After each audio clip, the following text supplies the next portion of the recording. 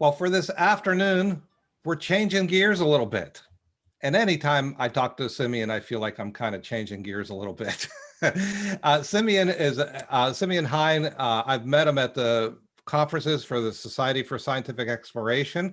He has a great deal of information on topics that I seldom come into contact with. He's a PhD in sociology, and he's been studying encounter phenomena and similar type of phenomena that I hope he's going to tell us a little bit more about today. So without going into any more details, thanks for coming, Simeon. Thanks for being with us. Thanks a lot, John, and thanks to everyone for being here. Thanks to the SSE and the PA. This has been really fascinating day so far. I've really enjoyed these presentations. And I want to give you a little perspective. I'm a sociologist. That's what my PhD is in. I used to teach statistics before I got involved in some of these topics. I was at Washington State University. And I want to show you how a sociologist looks at some of these topics, because those of us that have been involved with statistics and research methods, we're concerned if we're actually getting accurate data that we're looking at, that we're making sense of. We often see people do statistical analyses and modeling and so forth, but are they using all of the data that's there, or are they only using a small subsample? And is that subsample representative of the entire population? So we're going to get into that now with topics about UFO encounters, other types of encounters, and UFO abductions to see what we can learn here.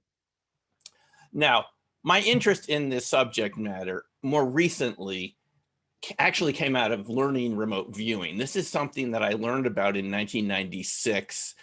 And I heard Courtney Brown, who has been part of the SSE in the past, he was talking about it on my local radio station. I had just finished being in university at WSU up in Washington State. And I really thought remote viewing, I mean, Courtney was saying that other people could do it. Anyone could do it. You didn't have to be special. So I thought, this is really interesting. This is something that could really change my worldview. If it's real, this would have an impact on how we look at reality. But I was also skeptical. It's not a bad thing to be skeptical. I sort of wanted to go as an open-minded skeptic. I was open to it being real. Remote viewing, which Paul Smith is going to talk about later on in the afternoon. The ability to acquire information from things at a distance, people, places, and events that could be far away from you, and that you could acquire this data. I learned the system that Courtney taught, which was based on Ingo Swann, who I was able to meet a few times before he passed on in 2013. He was at the IRVA conferences, and the IRVA and SSE have held meetings together in the past.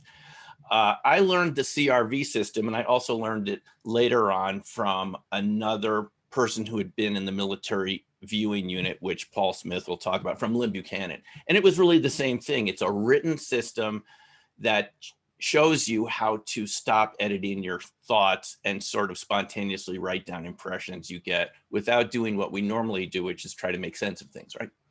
So I really found that it worked. And I was surprised to find how accurate it could be, that even a beginner like myself within a day or two was getting accurate results. And so were everyone else in the class. After a few days, you'd really get these very accurate drawings of pictures that were hidden in folders, and you couldn't see them ahead of time. The monitor might know what these are, but this can even be done double blind, so no one knows what the target is, and you still get the same level of accuracy. So what happens in remote viewing sometimes is, this is before Ingo later went on to work at SRI with Hal Puthoff on the left and Russell Targ on the right, who've also been associated with SSE and IRVA. And what often happens is you get groups of people together. Like, this is one of our classes we've had in Boulder in the past. I've taught remote viewing for quite a while since I learned it, because I found that people found it was really valuable to them to learn that they had additional abilities. Like I thought originally I couldn't do it, that anyone really had some ability to do this, and some people were quite good at it. You have groups of people, and what happens when you get groups of people together, they begin to share stories over lunch breaks, and people who attend these sorts of training often have very interesting experiences of their own.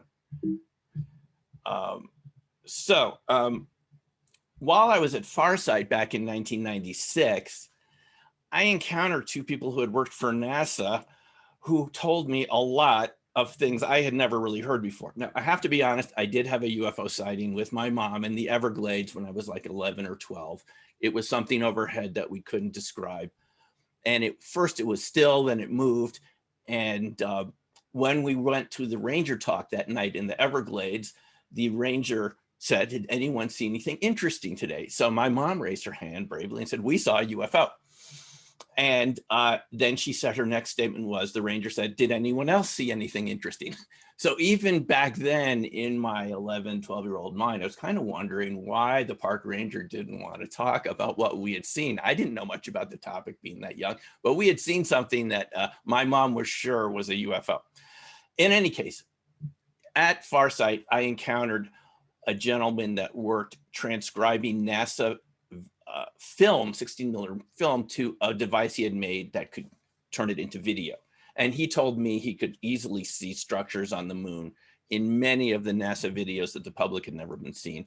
I also ran into a former shuttle astronaut there, a civilian astronaut, someone who actually hadn't left the Earth, but was one of the people they trained to be on the shuttle missions. And he had told me about triangular UFOs and how these were part of the US military arsenal, but they had been reverse engineered from real extraterrestrial vehicles. So this sort of got my curiosity going, not to mention that occasionally we viewed UFOs towards the end of the training. After we could view, basic verifiable targets, we would occasionally do a UFO. Now, it's interesting to note that one of the people that got remote viewing together in the beginning, who got the whole thing started, was Edgar Mitchell, the sixth man to walk on the moon. He later became a real advocate for ET disclosure. And he was with Russell Targ, James Fletcher, and Werner von Braun, the Nazi aerospace engineer that was brought over to the United States as part of Operation Paperclip, when a lot of Nazi scientists were brought over post-World War II to the United States to work in places like Los Alamos and other areas so we could have their expertise. And it was Edgar Mitchell and Werner von Braun that really pressed James Fletcher to start funding for this. I mean, it's Werner von Braun, according to Russell, who said right there, "Oh, come on, James, my grandmother was psychic. You should put some resources into this. It could be important." So that's how the actual SRI program got going. It started with Edgar Mitchell. Edgar Mitchell later became a real advocate for ET disclosure. He always told us, and I talked to him personally after one of the conferences in the late 90s where I saw him, he always said he had never seen anything. He hadn't had an encounter experience directly with a UFO, but that he had talked to many astronauts who had seen something from the Apollo craft and so forth. And he was certain it was a real phenomena. And he got a lot of witnesses to come forward into Steve Greer's Disclosure Project, which made its public appearance in 2001. So how do we talk about topics that are not easy to discuss? Ron Westrom has done a very good job presenting this. Those of us at the SSE in the past, he's done a very good job presenting this to us. And you can find his presentation, I think, on the SSE site. It's well worth looking at. He calls these sorts of phenomena that are widely experienced but little talked about hidden events. And he made this comparison between UFO phenomena, which we're hearing a lot about in the news recently, and hidden events. He connected it to child abuse because he told us, and this was really interesting to learn, and you can do the research on your own to find that it's true. Initially, no one really believed child abuse was happening in the US. No one could believe that parents would hurt their children or abuse them in any way. And it took a bunch of professionals getting together in conferences, and Ron's written a lot about this, which culminated in a 1962 national conference in Chicago. And various experts were brought together, radiologists and doctors, pediatricians, and so forth. They compared the evidence and they concluded it was really happening. And it wasn't until that 1962 conference that the issue of child abuse was considered real. And those of us who are, living now would find that almost incomprehensible, right? I mean, I was born in 1963. It's hard to imagine that this is something you could have brought up before 1962 and people wouldn't have taken you seriously. I mean, I find that really incredible. But that's the reality of it, is it's not only evidence that matters, it's the social context and the milieu at the time that determines whether scientists and professionals will take the evidence seriously, and child abuse is an example of that. After this 1962 conference, there was legislation passed in various states. It became something that you could talk about. Doctors were not afraid to say this if they thought it was happening to children, pediatricians, and so forth.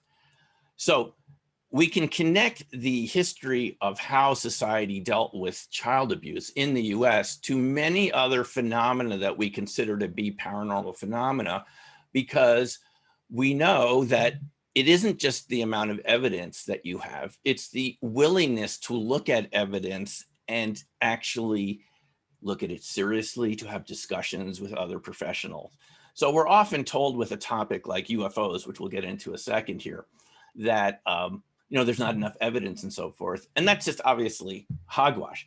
It's the way the evidence has been treated and the way it's been ignored, which we'll look at in a second, which has allowed scientists to say not enough evidence for this topic. It's just like child abuse. The evidence has been there the whole time. And I'm going to argue that here, at least you don't have to agree, but I'm going to argue the evidence has been there the whole time. It's just there have been a variety of impediments to allow or dissuade scientists and experiencers, people who experience this, and people in the military who were around a lot of censor systems from wanting to talk about it because of fear of ridicule, stigma, negative impacts on their career. As some have said, it might not be career enhancing, those who presented at SSE in the past. So you get the idea there. And this stigma prevents people from coming forward and scientists from studying the topic. And it can completely hide the existence of the topic, just like it hid the existence of child abuse. And so what Ron has always shared with us is that scientists didn't want to avoid, they didn't want to talk about battered children because there are legal consequences to doing so. They didn't want to gather any evidence on their own. They just probably paid attention to what they were hearing, which isn't very scientific. They were just looking at their own beliefs about it and what they probably read in the newspaper. And then they're more interested in paying attention to common sense, right, than looking at the evidence. So you'll often hear this in discussions now, people like Neil Tyson and DeGrasse and others who you see on the news media talking about UFOs in the past couple of weeks, and others, Bill Nye. When you hear them making arguments, it's not really always, it's not based on evidence. It's sort of based on their sort of just so sort of common sense stories, which are no better than our just so common sense stories. So we shouldn't necessarily listen to them. Now, Ron Westrom brought up another really fascinating case in history, which is meteorites. There was a time when people didn't believe in meteorites. Scientists didn't believe the evidence, even though there were meteorites that would fall from the sky. People would see them streak across, they would find the stones. They didn't believe in meteorites because at the time, at least until the early 1800s, people believed in the Aristotelian view of the universe. And what did Aristotle tell us? That there is no change beyond the lunar sphere. Back then, scientists, natural philosophers, as they were called, believed that the planets rotated on these crystalline spheres and nothing ever happened out there. It was a static zone. So they said there can be no stones falling from the sky because there are no stones in the sky, and nothing beyond the moon actually generated any activity. So when these stones would be found, the meteorites, they would say maybe they came from a volcano. There was one theory that they were being ejected by the moon.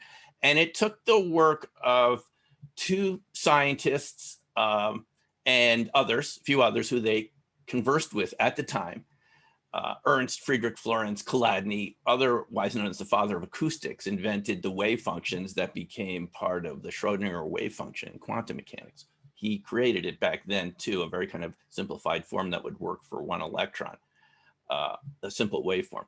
He proposed in 1794 that meteorites were extraterrestrial, and no one believed him. And it got to the point where meteorites were all confiscated from all the museums. Apparently, there's only one meteorite left in France, where the French Academy of Sciences ordered all the meteorites to be confiscated, said they weren't real. There was one big one they apparently couldn't move, and that's the only one you'll find from pre-1800s. So Chladni proposed this, the extraterrestrial theory of meteorites, which people laughed away at the time. There isn't anything extraterrestrial, they said, until it was an acquaintance of Chladni, Jean-Baptiste Biot, who, and you can read about this, it's online. Biot collected a lot of samples when there was a huge meteor storm in 1803 in Eagle, France. And 3,000 meteorites fell in one night, and they could no longer deny it. They had tons of witnesses, they had lots of evidence. All of a sudden, meteorites became extraterrestrial. So we have seen these sort of debates happen in the past about whether phenomena are extraterrestrial or not. And you should keep in mind that there was a time even when we didn't think meteorites could be extraterrestrial. You know, ideas change over time and there's huge debate over it. Now, fast forward to the present. We've had evidence presented of encounters, UFO phenomena, now more politically correctly described as UAP by, I think, the MOD, UK's MOD first started using that terminology. There was an event in Washington, D.C. at National Press Club in 2013. It was sponsored by the Paradigm Research Group, Stephen Bassett. You can see Danny Sheehan at the end there. They had these panels. These were all retired congressmen and one senator, Senator Gravel, who I have to say passed away a few weeks ago, unfortunately. He'd even run for president at one point. He's sitting there, third from the right. And a number of retired Congress people. Now, why couldn't they get any active Congress people to chair this mock hearing? The idea of Bassett and others was, let's bring evidence forward. They got about 40 witnesses over 5 days. It was really interesting. The evidence was presented. These are retired congressmen and a retired senator because they couldn't get any active congressman or senator to attend. So they had to pay retired congressman and a senator to attend because why? Social stigma. Who wants to be associated with UFOs in 2013? It was really fun. There were 40 witnesses from Latin America, including a pilot from Peru who had gotten into a dogfight with one of these UFOs, released all the rounds from his Sukhoi fighter jet. They were allies with the Soviet Union at the time, Peru. And nothing happened, just like kind of Dave Fravor and the Tic Tac, which we'll talk about in a moment. So I'm going to make the argument here. The evidence has been here, but no one has wanted to look at it. Even with this citizen hearing, and that's, by the way, a Minister of Defense retired from Canada, Paul Hellyer. There were pretty high-level witnesses there, including Paul Hellyer and others, but about 40 people. It was really fascinating. C-SPAN wouldn't even turn on their cameras. This is why you don't know about this. The cameras are in the room. They can be turned on remotely. That's how you see things on C-SPAN, right? There's several C-SPAN channels. They wouldn't show this. The Washington Post and other newspapers wrote some snarky articles afterwards about this. And I was sitting next to a New York Times reporter, and he told me, this is the best evidence I've ever heard. I can't get them to send anyone from New York City to cover it. How about that? So we had witnesses, Gary Heseltine from the UK, former police detective, and someone who's, studied the UFO phenomena. There's evidence. There's lots of evidence. This is what Gary Heseltine convinces us of. But if no one wants to look at the evidence, we don't make any progress on it. Now, one of the real interesting witnesses here, I thought, were the nuclear missile launch officers. Several of them, Bob Salas and others. He had encouraged others to come forward, including Dave Schindele. And Dave Schindele had worked at Minot in the 1960s and told us how he had showed up at work one day. He had seen some reports of UFOs on the news, and all the missiles in his missile control system had gone down when he went into the control room. He was told there was a problem, but all of them were down. And it turned out a UFO had come over that particular launch facility somewhere in the area of Minot, North Dakota, and all the missiles had gone down, which is a real big deal. If you can imagine, they're graded by the missile uptime, these control launch officers. But the most shocking thing to him was the Air Force called him into the room later that day. Investigators come from DC, and what do they say? It never happened. It never happened. You will not talk about it to anyone, including your wife, ever. And he didn't for 30 years until Bob Salas convinced him to come to the citizen hearing. So if this is going on, how are we scientifically supposed to make any sense of this phenomena if people are told or even have to sign NDAs that could have financial or even other consequences? They could be jailed for talking about it. You won't hear about it. And that's what we're dealing with. I interviewed a missile security guard, Gary Sterling. This is on my YouTube page, by the way. You can get to my YouTube page by just putting my name in. Gary Sterling was also at Minot in the 1970s, and he had an experience where he's ordered with his colleague to go out in their security alert truck to a missile launch facility where there are alarms have been going off all day. He goes out there thinking it could be a jackrabbit or a badger, as he said, that can set off the alarms. No, there was a huge blinding object. He said it was so bright you couldn't even look at it. That's why he couldn't tell me the shape. And he was gracious enough to give us an interview. He suffered medical injuries from being exposed to this object, all on the right side of his body to this day. He can't get the records from the VA. They say they lost the records. But the point is, he was also told, never happened. It won't be good for your career if you talk about it. Don't go think of talking to the press. Okay, so I'm suggesting if we heard some of these witnesses at the citizen hearing, I've encountered some of them myself and interviewed them. How many more are out there? Thousands of people from the military that have experienced these phenomena. And if we don't have any witness testimony, we can't really make sense of what this phenomena is. He was separated from the colleague he had in the security alert truck and never saw him again, which often happens in these cases. Robert Hastings has written about this. He didn't suffer any missing time or anything like that. It's just that everything was burned on the right side of the truck that was exposed to the object that was taking off near the silo. He said jets were scrambled. They knew about it, but have you ever heard about this incident? No.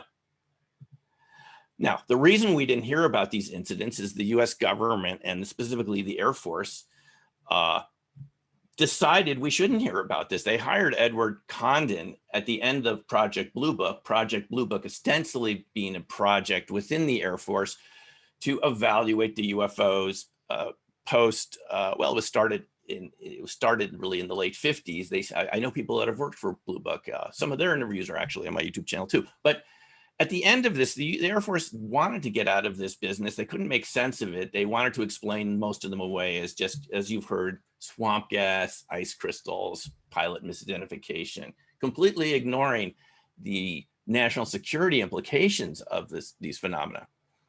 Edward Condon, just up the hill here from me at the University of Colorado, was hired, given a $500,000 contract, which is a lot of money even by these days, right? Think how much you get to do your projects for researching this subject area. He said before the project concluded that he was going to make it look like a fair scientific study, but he was also going to communicate to people that it shouldn't be taken seriously. He had already reached his conclusion before the end of the Condon report, at which he concluded at the end, there's no scientific basis to study these phenomena and they pose no national security risk. Now, this is after the Minot incidents. This is after the incidents at Great Falls, Montana, which Bob Salas described. You can readily find his stories about the same thing happening. And it happened in all the northern tier SAC bases from Maine, Loring Air Force Base, all the way to Great Falls, Montana. Same thing. These objects would come over. And if you look at the declassified documents, the Air Force described them as unidentified enemy helicopters, whatever those could be, that can move at incredible speeds, if such a technology ever existed for helicopters in the 60s. Well, these all existed when the Condon report came out, and they weren't included in the Condon report. So how could someone make, I mean, this is a glaring omission scientifically. Glaring, it's a scientific study of unidentified objects, but it doesn't even include all the missile overflights, which put the missiles out of commission. In some cases, they initiated the launch sequences, which is, think how serious that is. It also happened in the Soviet Union, same thing. Missiles would go down. We have testimony from former people involved in the Soviet military. Same thing happened. Missile launch sequences would be initiated. How could you possibly say that has no national security implications? This is just a big glaring omission in our history, folks, and we have to fix it.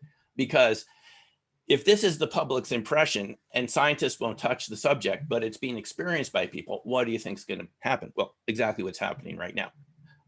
You've all heard by now of the Nimitz 2000 UAP events. Are these hidden events? Yes, it happened in 2004. We didn't hear about it until a few of the technicians and the chief radar operator went public and started talking about this. It was released here and there, but no one believed it. But then all of a sudden, these objects were seen for a week. They were detected with the Spy-1 radar from the Princeton, which was part of the Nimitz carrier group. One of the most advanced radar that exists, I'm told. And finally, Kevin Day, the senior chief radar operator, says to the captain, we need to scramble some jets and see what these are. They're coming from 80,000 feet down to 50 feet in under 2 seconds, which puts them at about 20,000 miles an hour. You've seen these photos, you've heard about this now. There was a summary done within the Navy, and they sort of summarized what they could say about it. So it was discussed in the Navy, but we didn't really find out about it as, you know, the public. So how are we as scientists supposed to make any sense of this if the military until recently hasn't started, you know, talking about it? They call them AAVs, anomalous aerial vehicles. Now they're called UAPs. You can call them whatever you want, but they move with aerodynamic characteristics. As President Obama said a couple of weeks ago in a late night TV interview, the flight patterns are very hard to identify based on what we know about how aircraft work. You know, ability just to stop, start, make right angle turns, move at 20,000 miles an hour. Transmedium, as you've heard some people say, can go into the water, so forth, things like this. So we apparently don't have anything like this, we're told, from people who've been in the military, Chris Mellon and Luis Elizondo. In any case, they were tracked by the FLIR flights. And I'm just going over this quickly. I'm sure most of you have heard about this on the news. You've seen it recently. We can ask questions about this during the question and answer. But this is a sort of a hidden event. Why? Well, I'll show you why. I got to interview all four of these guys at the UFO MegaCon conference in 2019 in Laughlin. I just asked them, can I interview you about this? They said, sure. They wanted to come forward. So we had Senior Chief Operations Specialist Kevin Day, a Top Gun trained radar specialist, one of the best radar operators in the world, talk about seeing these objects 80,000 feet, moving up and down, doing just real things that we could, you know, it was bugging him. And when he went into one of these rooms with the officers to talk about it, they were quiet. He knew they knew about it too. And he said, we have to, you know, launch some planes. So Dave Fravor and Dietz go out, and then you have the Chad Underwood flight, which got the FLIR video and so forth.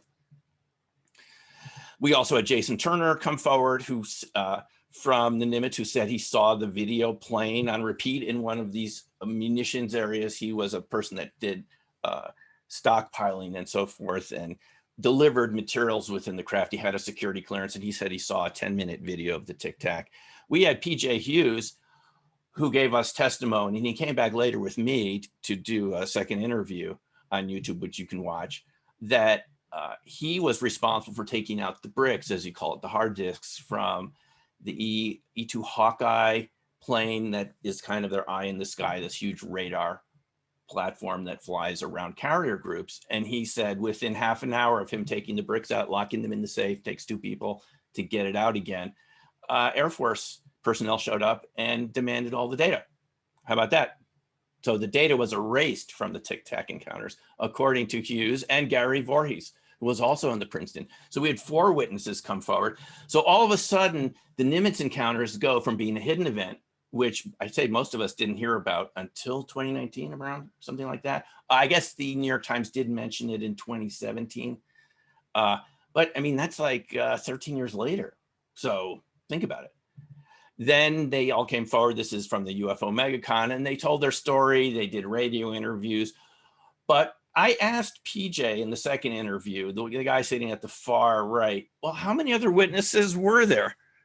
And Jason, I think, was on the live stream. He said there must be at least 1,000 or more people from the Nimitz Princeton ships and the whole carrier group that knew about this that still haven't come forward. So this is what we're talking about, ratios of hundreds to 1 for every witness coming forward. We have hundreds who haven't.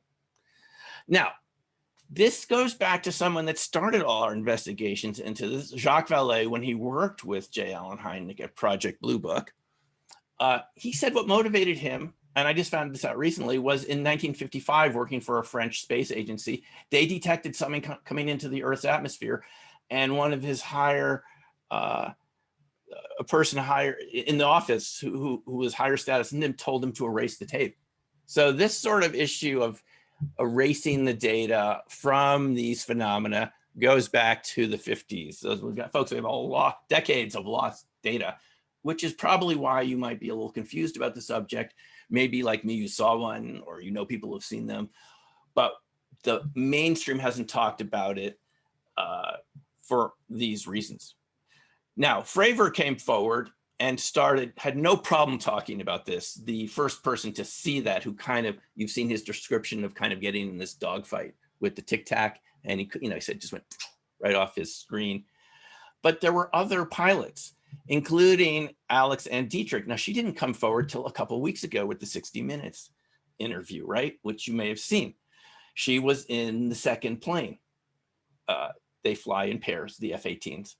And she's just very public about this now. So it really flipped from, we tried to find out about her and we were told she didn't want to come forward. She was still teaching at a naval academy, even though some of us, we knew her name because it had been unintentionally released on a document, which I'll show you in a second. But all of a sudden she came forward. So how many other witnesses will come forward? It's very interesting. If you want to see more about this, I recommend the animated movie made by Dave Beatty, The Nimitz Encounters. You can see it on YouTube, and it goes through the whole set of incidents around this.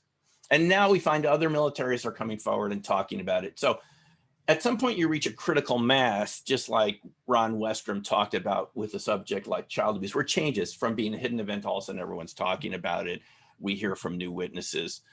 Another person that investigated related phenomena was Bud Hopkins, who I was fortunate to hear lecture a few times. And he looked at abductions, literally people being taken aboard these craft.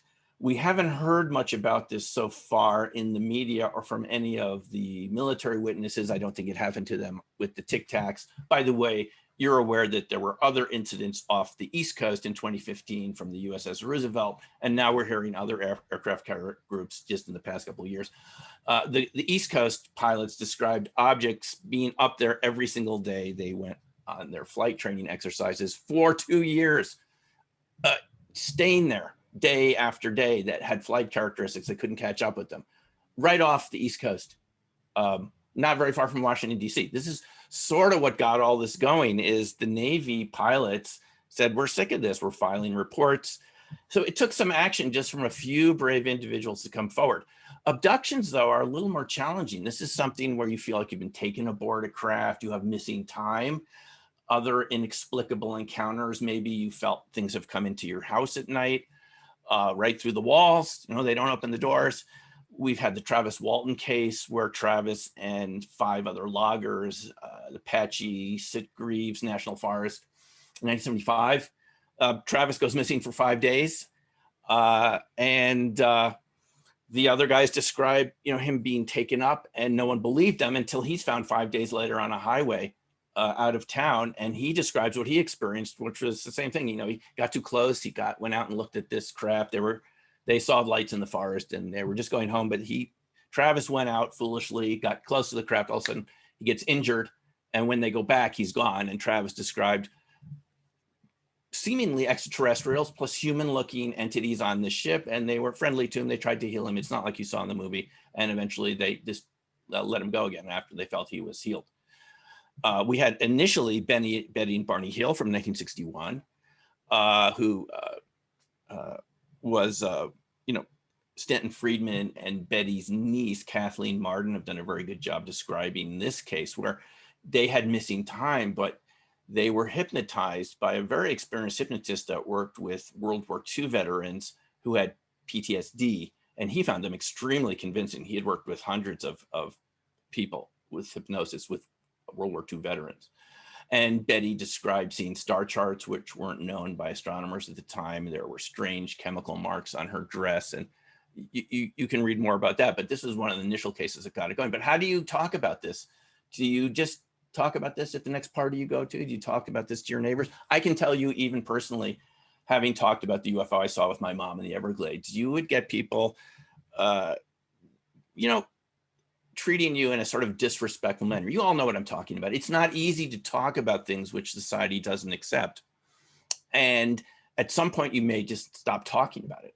I didn't do that, as you can see. And we're all having a good time. I suggest you don't stop talking about it either, but you can understand what it's like to have experienced something where no one believes you, and then you're accused of being crazy or having, we've had very interesting talks today, but you know, the DSM manuals until recently, I don't know if it's still in DSM-5, diagnostic and statistical manuals that psychologists use, psychiatrists, had belief in UFOs as one of the traits that was part of schizotypal disorder. This would be thrown at witnesses. It was a schizotypal, kind of part of the spectrum of schizophrenic disorders, which we heard this morning is about 1% of the population. Do you think pilots, when they come up for their promotion in the Navy, want to be accused of having a schizotypal disorder? This is why pilots haven't come forward. I know many, and I wrote about some of them in my book, Black Swan Ghosts, but you can talk to people who've experienced this. They won't talk about it. A recent person I talked to, Terry Lovelace, Air Force veteran, goes camping with a buddy in Devil State Park, Arkansas. They are taken aboard a triangular craft. They have missing time, they have injuries, and when they get back, the Air Force somehow seems to know all about it, and they're told, you will not talk about this again. And Terry Lovelace, former federal prosecutor now after the Air Force attorney, and then worked for the Department of Justice, he had no problem coming forward. It takes people like him. You can see his interviews too on my YouTube channel. But I mean, it takes no problem once you have people like him coming forward to say, no, this is real, it happened to me. So very interesting case having to do with a triangular craft. But again, it takes people coming forward, and it takes a change of policy. Hudson Valley UFO sightings, thousands of people saw this in the Hudson Valley areas from the 1970s through the 80s. I've talked to witnesses about this. I'm going to talk to another one soon that saw this huge craft come over, make flat turns and things that our aircraft can't do, you know, seemingly anti-gravity or something like this. So the UAP task force came out just on June 25th, and they mentioned sociocultural stigmas as barriers to information flow. This is the Senate Intelligence Committee ordered the Pentagon and the Director of National Intelligence to release a report on what they call UAPs, because the things have been going on behind the scenes from the Nimitz incidents and others. And the Senate said, what is going on here? What's in our airspace? Navy, Air Force, I would guess the Air Force, they've been pretty silent here. The Navy said, we don't know. And the Senate said, what do you mean you don't know? There's all these objects in our airspace. And they said, we don't. So that's why we're finding out more about it now. Sociocultural stigmas, absolutely right. It just, if you know people who've been in the military, you know how your record matters so much when promotion time comes, and these things could interfere with it. We've had Luis Elizondo and Chris Mellon come forward, both retired DOD employees, high-level employees, actually. Chris Mellon was right under the Secretary of Defense in one of those offices. One of the slides leaked from his computer that he was going to present at one of these classified briefings for the Congress or Senate. They've been briefing them about these topics, folks, for a couple of years now. Slide 9 was one of them that we were really interested in. It has to do with what we're talking about today and these other talks here on this Education Day.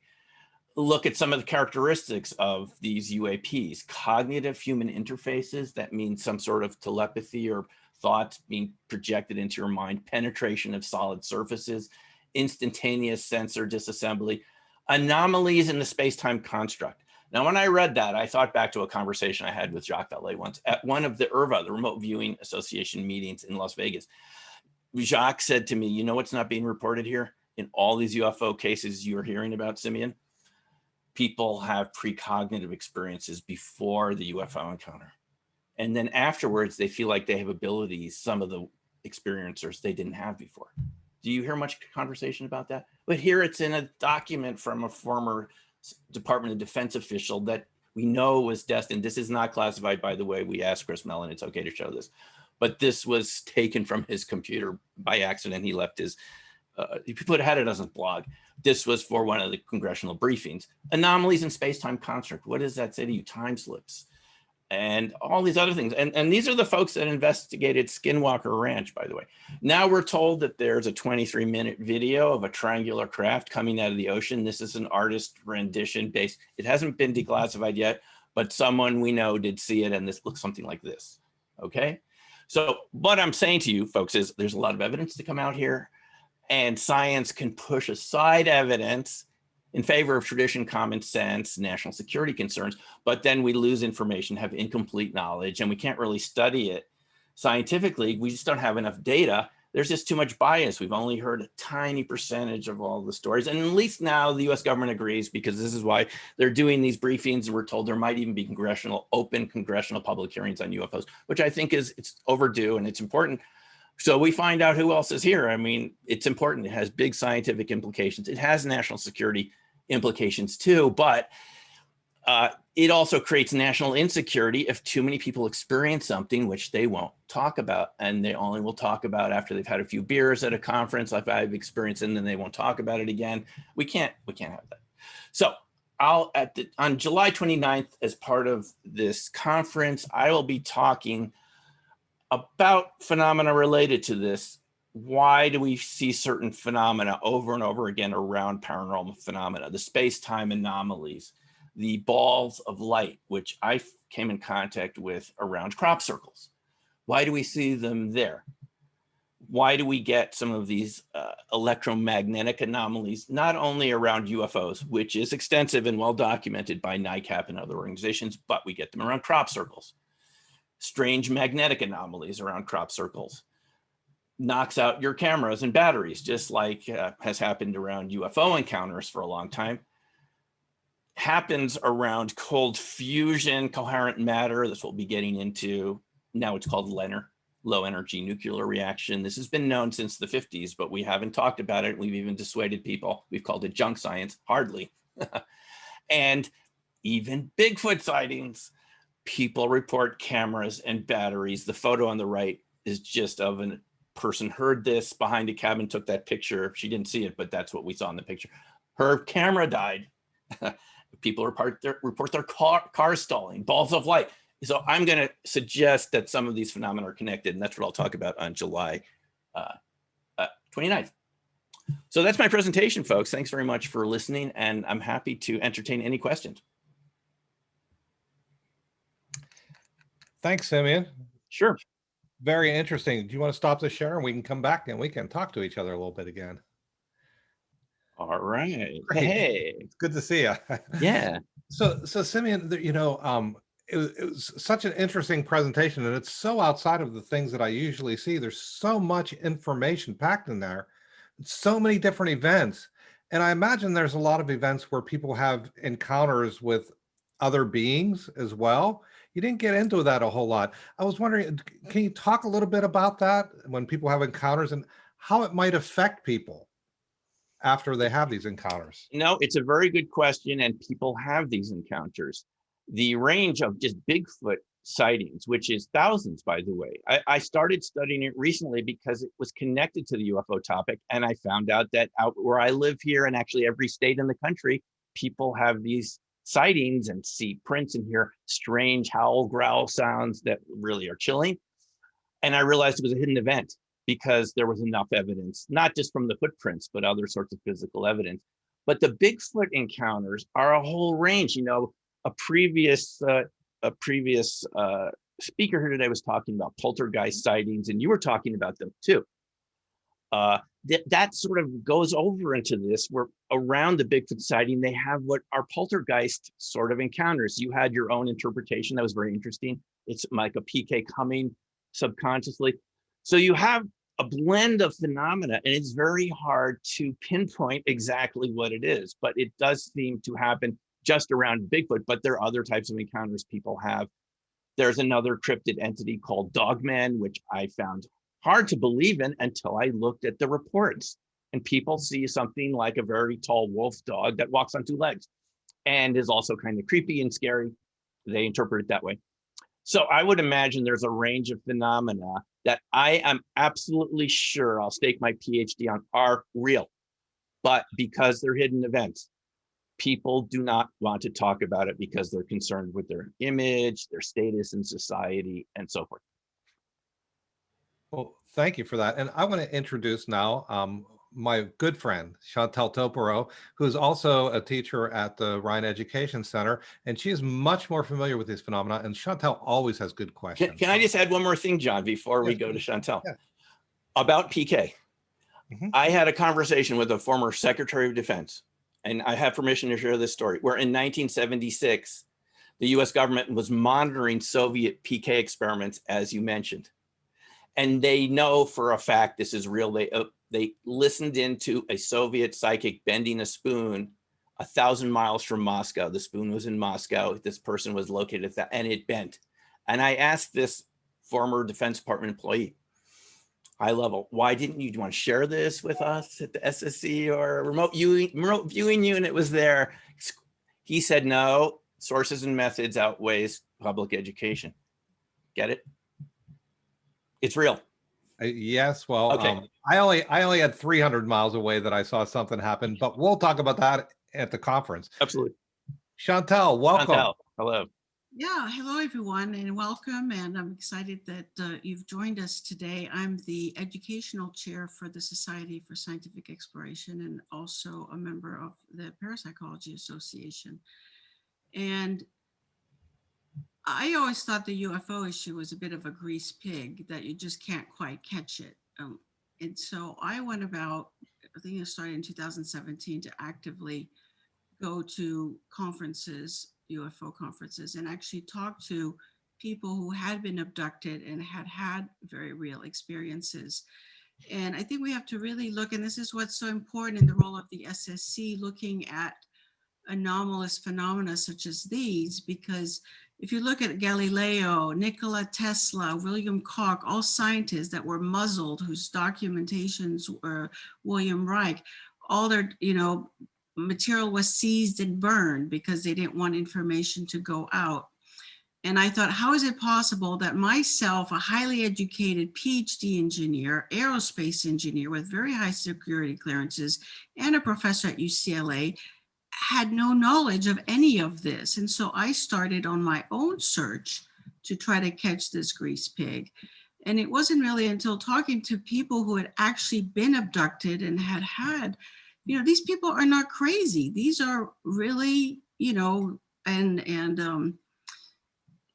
I think that's really the legwork, because as Simon said, people don't talk about it. And so you really have to do your homework and get to know these people and check for yourself. Is this a genuine person, or is this somebody wanting to have publicity and things like that? I mean, I talked to Travis and his experience, and wow, the guy's a straight shooter. I mean, it destroys families and careers by admitting of having these experiences.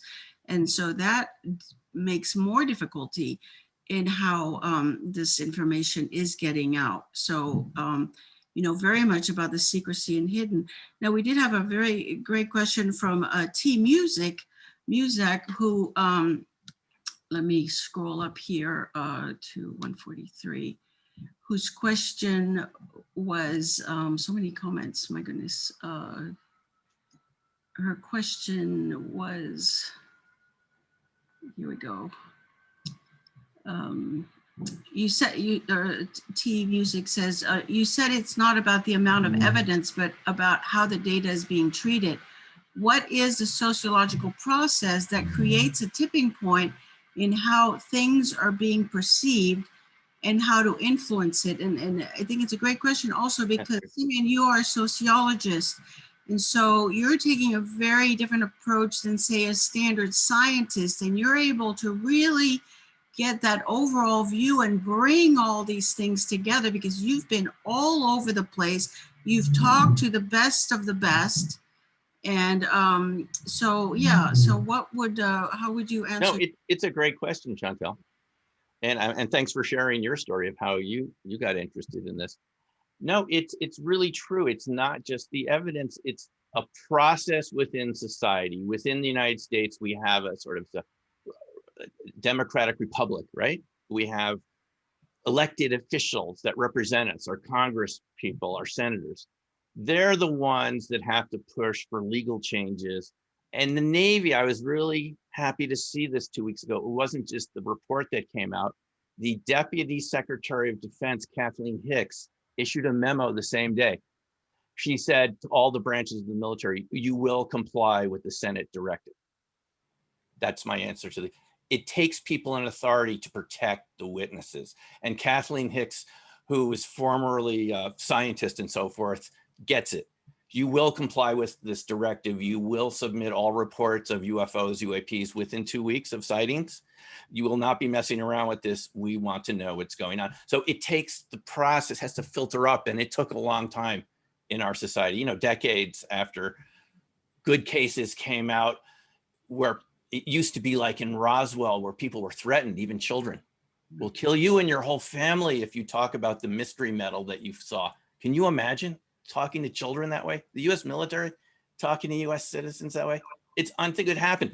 So we can see how it's changed in 70 years, where all of a sudden the top people in the Pentagon they've said, you will not be punished in any way in your career if you talk about this. We want you to come forward. We'll have to see if they enforce it, but it's positive at the moment. So that's what it takes. It takes the process, the scientists, instead of issuing Condon-like reports saying there's nothing going on here, people feeling I'll play it safe and I'll get my promotions and work my way up at the university if I don't say anything. Now it'll be flipped around. People, younger, people will say, this is actually beneficial to everyone that we engage the topic. Great, thank you so much. I think we're just about out of time, right? Yep. So again, just absolutely stellar presentation. I recommend that everybody checks out Simeon's talk during the conference and also his website, and just Google his name, and there's a ton of interviews that Simeon has done on YouTube with just amazing resources for you to, you just have to delve into the topic, and you'll find it very rewarding. But you have to sift through it and use your judgment very carefully on the information. So thank you. Thanks very much. Thank you, Chantel. Thank you, Simeon. This is just a really interesting topic. And I know these topics are things that come up at the conferences all the time. You don't often get a chance to speak about these things to people who really have some background knowledge in it. And so it's a great opportunity to, if you're at the conference, to be able to meet with some of these people and hang out with Chantel, hang out with Simeon a bit, and learn more about these topics.